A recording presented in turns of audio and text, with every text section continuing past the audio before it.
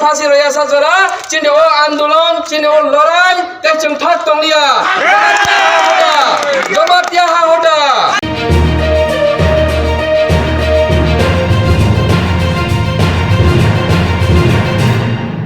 उदयपुर के तेपानिया eco park के सामने 19 नवंबर को एक त्रिपुरी महिला के साथ सामूहिक दुष्कर्म किया गया था। इस सामूहिक दुष्कर्म के दोषियों को कड़ी से कड़ी सजा दिलाने की मांग को लेकर पूरे राज्य में व्यापक आंदोलन चलाया जा रहा है। गुरुवार को अमरपुर चंडीबारी मैदान में जमातिया समाज के आम लोगों ने शहर भर में सभा और जुलूस निकाला। जुलूस और सभा के बाद उन्होंने दोषियों को फांसी देने की मांग की और अमरपुर बीरगंज थाने के प्रभारी ऑफिसर सुमन आचार्य को प्रतिनियुक्ति दी।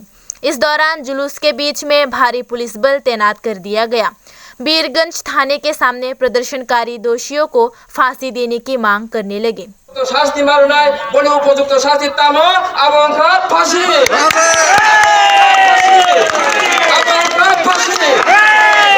दिन पर्यंत बने फांसी रया जरा चिने ओ आंदोलन चिने ओ लड़ाई ते जों थाक तंलिया